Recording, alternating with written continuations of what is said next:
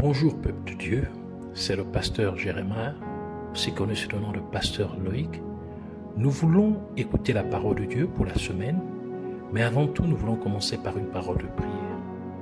Alors en signe de révérence à notre Père Céleste, à notre Dieu, baissons nos têtes et prions ensemble.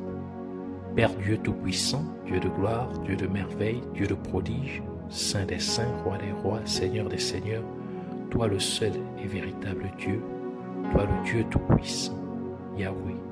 Merci pour cette nouvelle occasion que tu nous accordes de pouvoir nous retrouver dans ta présence. Nous venons dorénavant nous remettre, Seigneur, entièrement en tes mains, corps, âme et esprit, l'air, l'atmosphère, tout autour de nous et en nous. Nous remettons toutes choses en tes mains. Nous implorons aussi ta miséricorde. Prions que tu nous pardonnes pour tout ce que nous avons fait, dit et pensé, qui ne t'a pas honoré et glorifié, pour toutes nos mauvaises attitudes, nos mauvaises intentions, nos mauvaises actions. Pardonne-nous, Seigneur, car tu dis dans ta parole que ce qui nous sépare de toi, ce sont nos iniquités. Ce qui t'empêche de nous écouter, ce sont, Seigneur, nos péchés. Alors, Seigneur, pardonne-nous, car nous voulons, Seigneur, que nos prières puissent encore, Seigneur, être exaucées, que tu puisses recevoir, Seigneur, le cri de nos cœurs. Purifie-nous, sanctifie-nous, purge notre conscience de toute œuvre morte, toute œuvre inutile, par ton sang que tu as fait couler à la croix de Golgotha. Rends-nous agréables à tes yeux. Nous prions aussi que tu puisses encore nous saturer de ta présence. Tu as dit que tu ne nous laisseras point seuls, mais que tu nous enverras une autre aide, l'Esprit de vérité. Oui, ton Esprit Saint. Que ton Esprit Saint prenne le contrôle de ces moments. Que tout ce qui n'est pas de toi, tout ce qui s'oppose à la révélation de tes mystères contenus dans ta parole, qui soit lié, chassé et renvoyé dans les gouffres de l'enfer, au nom de Jésus-Christ. Et nous proclamons ainsi que Jésus-Christ est Seigneur à la gloire de Dieu le Père. Parle-nous, Seigneur, emmène-nous, Seigneur, dans la profondeur de ta parole. Au nom de Jésus, nous avons ainsi prié. Amen. Alors nous allons prendre notre passage principal des Saintes Écritures dans le livre d'Éphésiens, chapitre 4, versets 10 à 16. Nous lisons ainsi la parole de Dieu dans Éphésiens chapitre 4, versets 10 à 16, au nom de Jésus-Christ. Celui qui est descendu, c'est le même qui est monté au-dessus de tous les cieux, afin de remplir toutes choses. Et il a donné les uns comme apôtres, les autres comme prophètes, les autres comme évangélistes, les autres comme pasteurs et docteurs,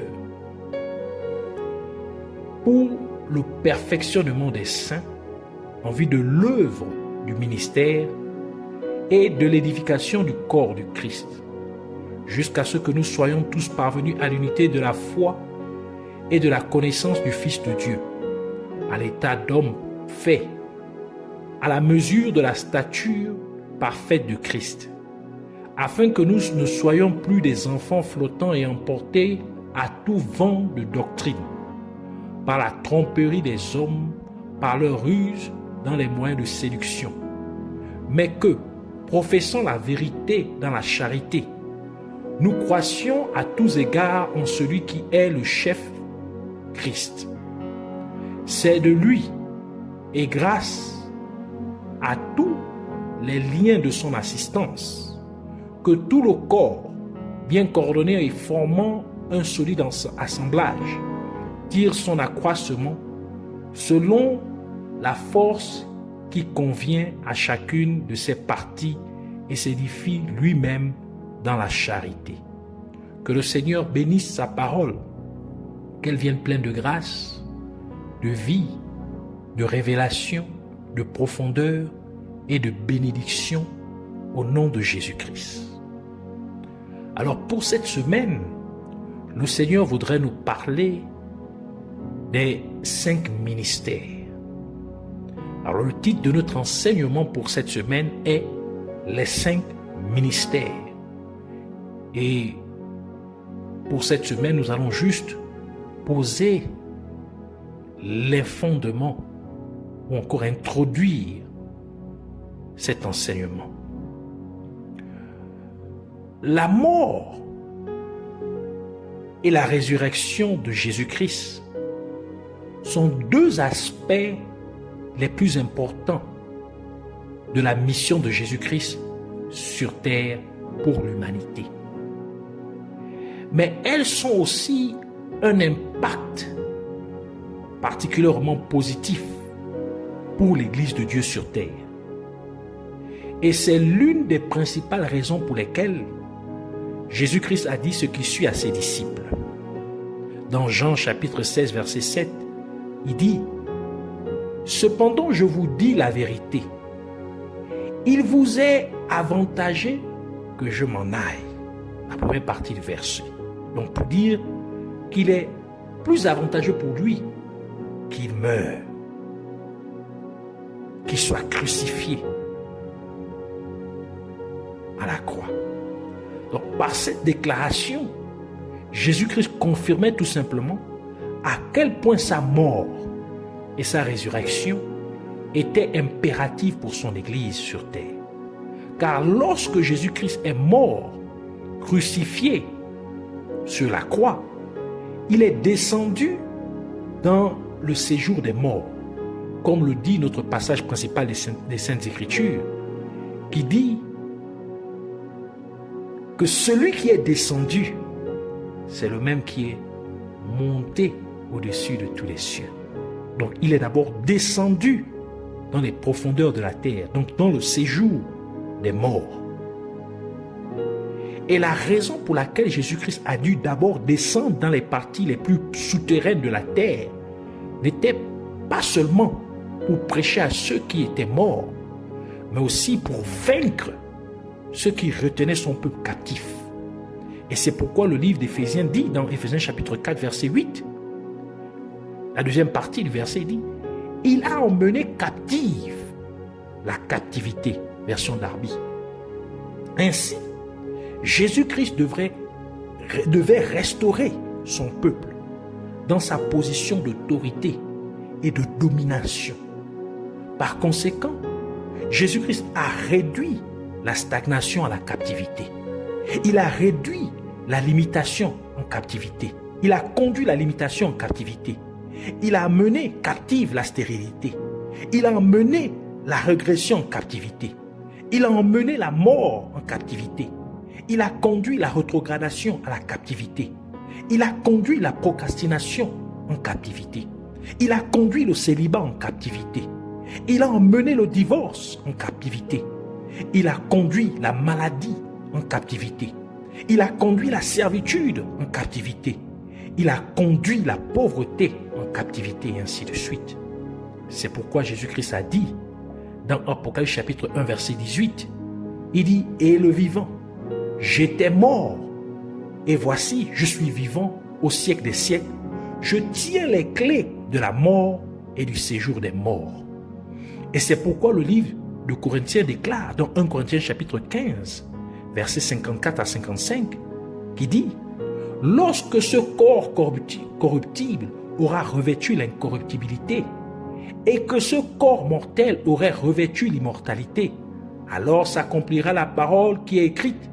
La mort a été engloutie dans la victoire. Ô mort, où est ta victoire? Ô mort, où est ton aiguillon? »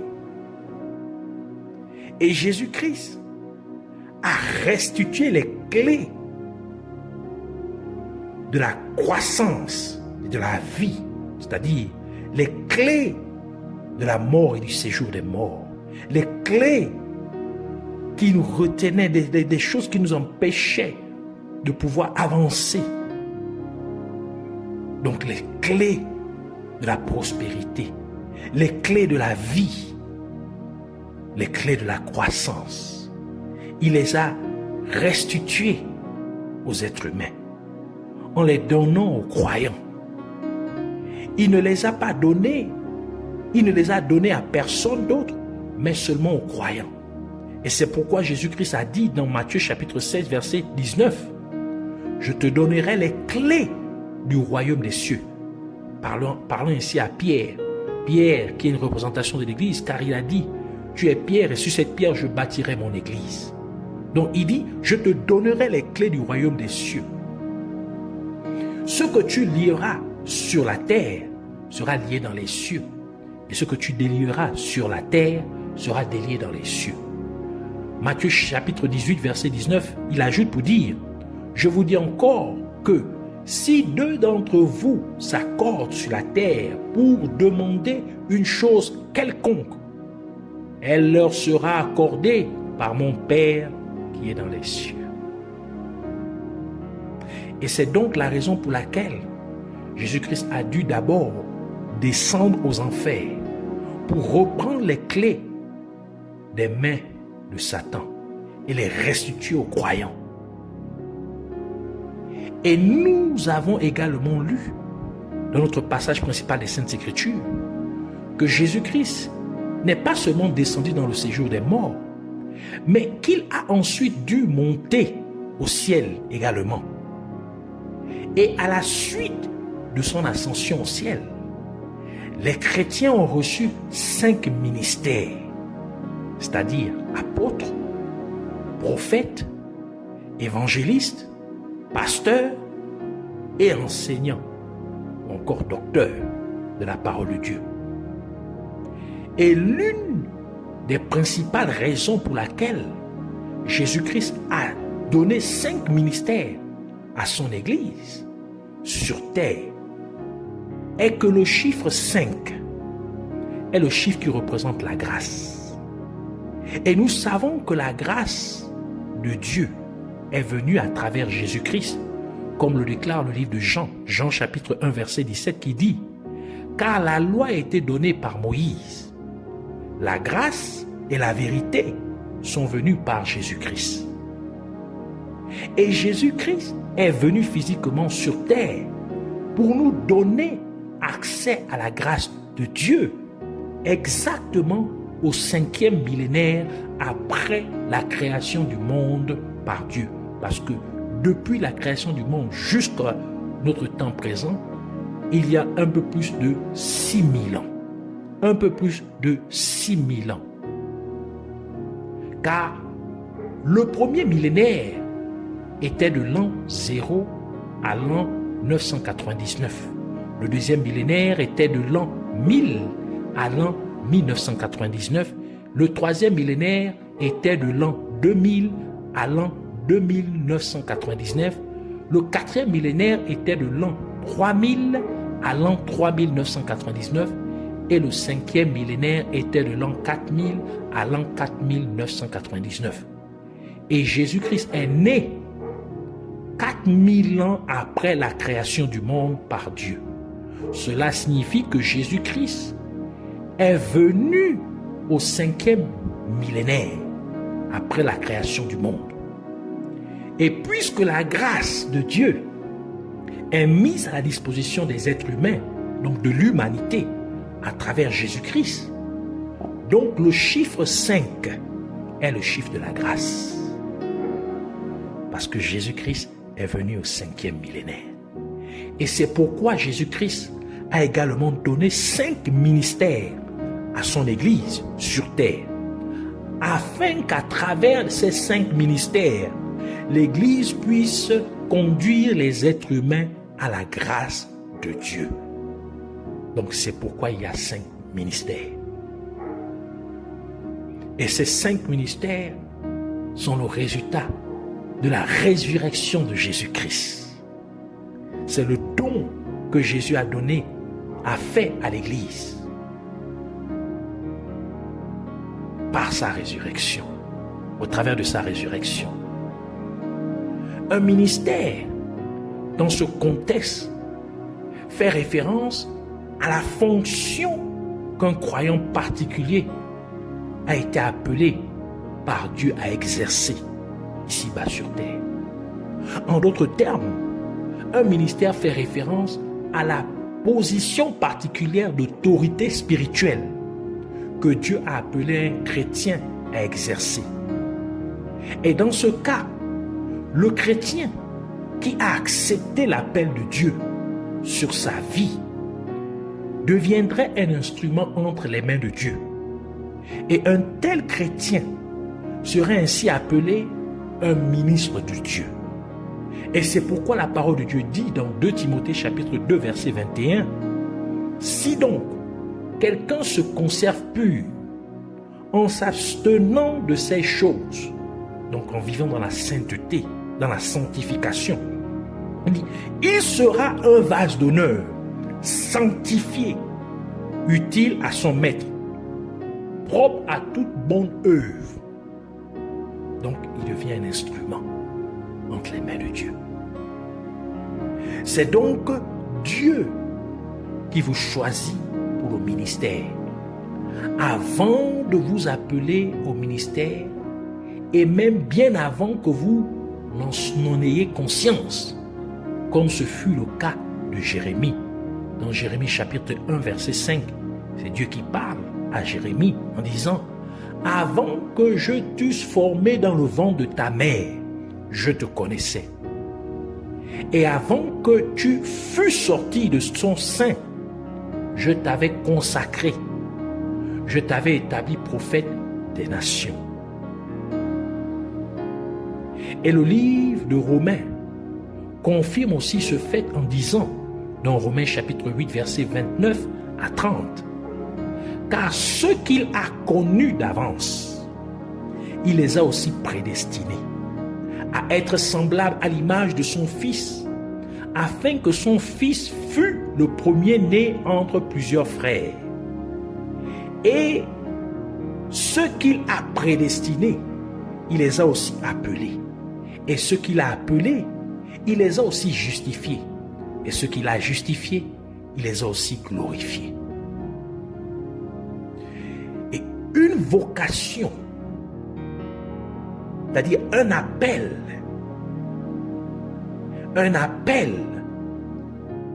est une forte envie d'adopter un mode de vie, une carrière, une profession particulière.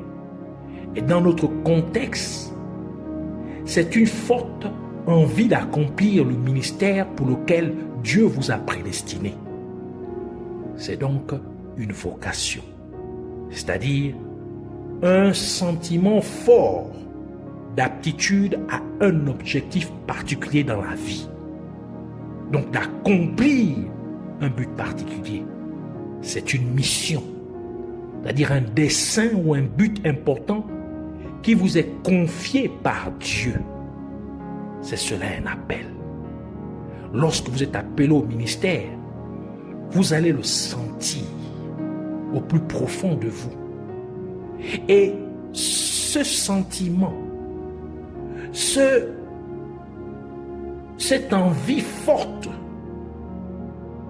d'adopter une certaine manière, un certain mode de vie, ne va point s'éteindre jusqu'à ce que vous puissiez remplir cet appel.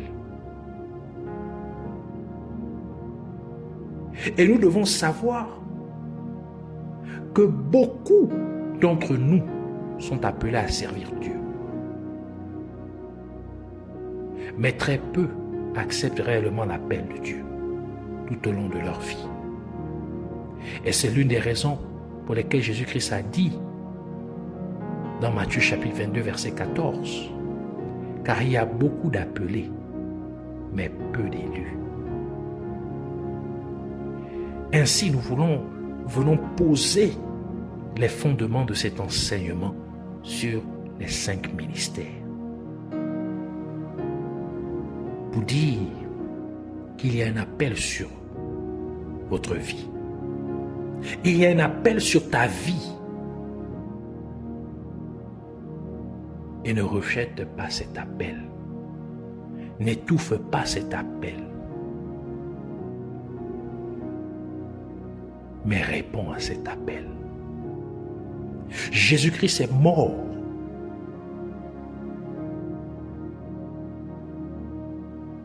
pour que tes péchés soient pardonnés. Et il est ressuscité afin que tu sois justifié. Que toi qui penses que tu ne mérites pas de servir Dieu,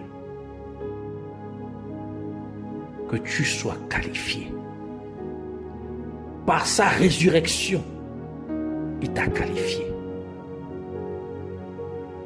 pour servir Dieu.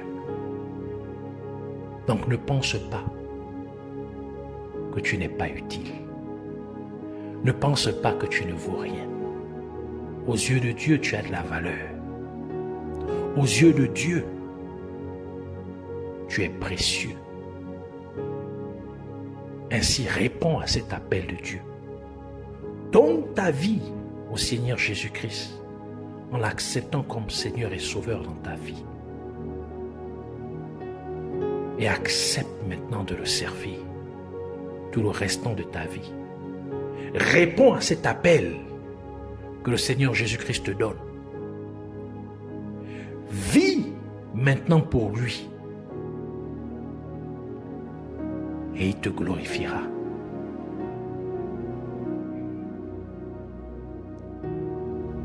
Ainsi, nous voulons prier pour dire: je te remercie, tu réponds après moi. Répète après moi en disant ceci: je te remercie, Père Céleste, pour cet enseignement que tu m'as donné au nom de Jésus-Christ. Et je te remercie également pour la mort et la résurrection de Jésus-Christ. Effectivement, je crois qu'il est mort pour mes péchés, qu'il est mort pour mes iniquités et qu'il est ressuscité d'entre les morts pour que je sois justifié. Ainsi, je t'accepte, Seigneur Jésus-Christ, dans ma vie, comme mon Seigneur, comme mon Sauveur et mon Seigneur. Conduis mes pas. Que ton Esprit Saint me saisisse, qu'il se saisisse de moi et m'enseigne tes voies tout le restant de ma vie. Je te consacre le reste de ma vie. Oh, sois au volant de ma destinée. Sois au volant de ma vie, Seigneur Jésus. Et je prie pour que tu m'aides à faire en sorte que ta mort, Seigneur, et ta résurrection ne soient pas vaines pour ma famille et moi. Laisse-les donc avoir tout l'impact positif qu'ils sont censés produire dans ma vie et dans ma famille au nom de Jésus-Christ. Et comme il est écrit dans ta parole que Jésus-Christ est mort pour que nos péchés soient pardonnés et qu'il est ressuscité pour nos justifications, par conséquent que tous mes péchés et ceux de ma famille soient pardonnés et que nous serons justifiés de toute accusation de l'ennemi au nom de Jésus-Christ. Et je prie à ma Père que parce que la grâce et la vérité sont venues par Jésus-Christ, permets-moi donc de recevoir ta grâce au nom de Jésus-Christ. Et laisse-moi marcher ainsi dans ta vérité chaque jour de ma vie au nom de Jésus-Christ.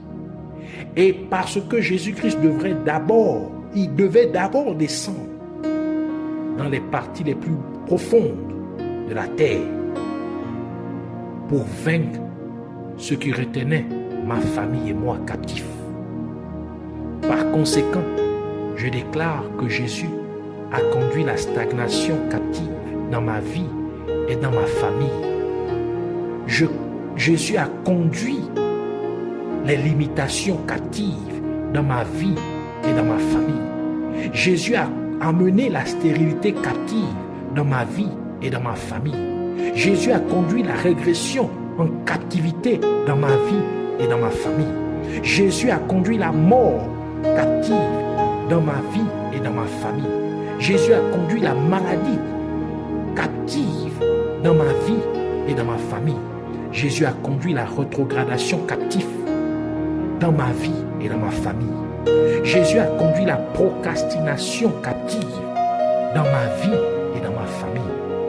Jésus a conduit le célibat captif dans ma vie et dans ma famille. Jésus a conduit le divorce captif dans ma vie et dans ma famille. Jésus a conduit la servitude captive dans ma vie et dans ma famille. Jésus a conduit la pauvreté captive dans ma vie et dans ma famille. Et je déclare donc que je suis libre et que ma famille est libre. Et que Jésus-Christ m'a ainsi restauré dans ma position d'autorité et de domination au nom de Jésus-Christ. Et parce que j'ai été appelé par Dieu au ministère, ainsi je n'étouffe pas le fort besoin ou désir de servir Dieu qui est en moi, au nom de Jésus-Christ. Mais j'accepte tout simplement mon appel à servir le seul et véritable Dieu, Jésus-Christ. Et j'exerce donc le ministère que Dieu m'a confié avec engagement, fidélité et sainteté au nom de Jésus-Christ. J'opère ainsi dans la position particulière d'autorité spirituelle que Dieu m'a appelé à exercer. Et je suis donc un instrument entre les mains de Dieu, étant appelé ministre de Dieu au nom de Jésus-Christ.